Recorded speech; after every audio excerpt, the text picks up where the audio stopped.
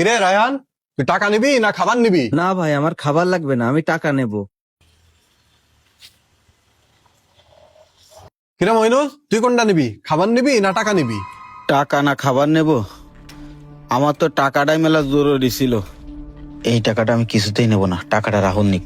দেন, টাকা নেব না, আমি খাবারটাই নিলাম। রাহুল নে।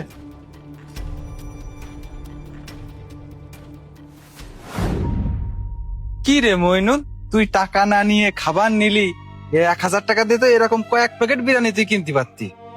বন্ধুরে, আমি ওই টাকাটা নিতে চাইলাম, আজকে আমার মেলা টাকার দরকার ছিল। কিন্তু সকালে যখন রাহুলকে বাড়ি গেলাম, রাহুলরে ডাকতি। বাবা রাহুল, একটু দাঁড়া। হ্যাঁ আব্বা কও।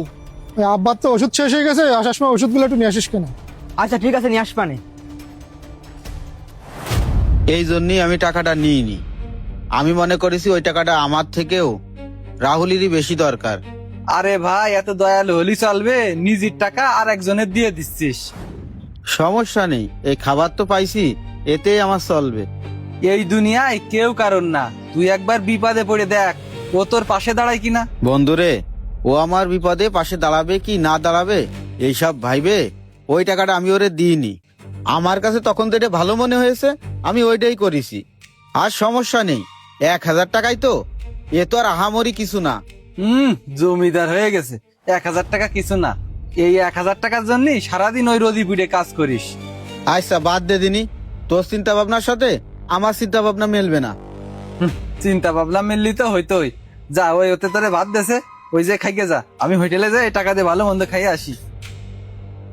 আসলে মানুষ কি বোঝে আর কি করে। যাই হোক, খাবারটা যেহেতু দেশে, আগে খাবারটা খাইনি, মেলা খিদে লেগে গেছে। আই কিরে, এ তো দেখতেছি খাবার না, এর ভিতরে সব টাকা। ভাই কি ভুল করে এই টাকাগুলো এর ভিতরে রেখে দিয়েছে? আমার তাড়াতাড়ি ভাইয়ের কাছে যেতে হবে, এখনই যাই। মারুফ ভাই, কিরে মইনুল, কিছু কবি? ভাই আপনি আমার যে খাবারের প্যাকেট দিলেন না, ওই খাবারের ভিতরে খাবার ছিল না, এই টাকার বান্ডিলটা ছিল। টাকার বান্ডিল ছিল? আরে ভাই, আমি তো রাখিছি ওইটার ভিতর টাকার বান্ডিল। মানে? মানে মানে হলো, আমি তোকে 3 জনরে পরীক্ষা করে দেখতেছিলাম টাকার প্রতি কার লোভ আছে। তোর সামনে 1000 টাকার নোট থাকার পরেও তুই কিন্তু খাবারের প্যাকেটটাই বেছে নিছিলি। তখনই আমি বুঝেছি তোর টাকার প্রতি কোনো লোভ নেই। তুই যেহেতু টাকাগুলো পাইছিস, এ টাকাগুলো তোরই। আসলে ভাই, আপনি যখন এই টাকাগুলো দিচ্ছিলেন তখন আমার টাকাটার দরকার ছিল, কিন্তু আমি রাহুলের জন্যই টাকাটা ছাড়িয়ে দিছি। কিন্তু দেখেন, আল্লাহ আমার জন্য ওর চেয়েও কত উত্তম জিনিস রেখে দিয়েছে।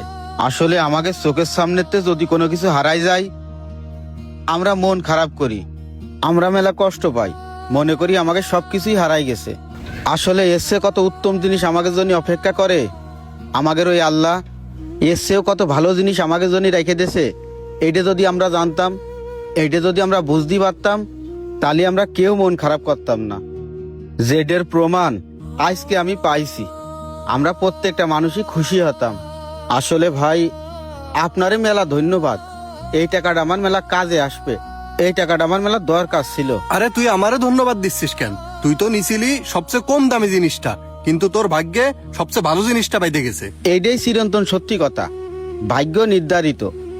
আমাদের ভাগ্যে আল্লাহ পাক যা লিখে রেখেছে তা আমাদের কাছে আসবেই। আর আমরা যদি কারো ভালো চাই, তাহলে কিন্তু আমাদের জন্যও ভালো জিনিসটাই অপেক্ষা করে। হ্যাঁ, এটাই সত্যি।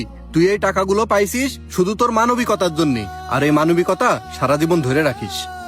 আর একটা কথা মনে রাখবি, মানবিকতার জয় সব সময় হয়। তাহলে বাড়ির দিকে যা। আচ্ছা ঠিক আছে ভাই।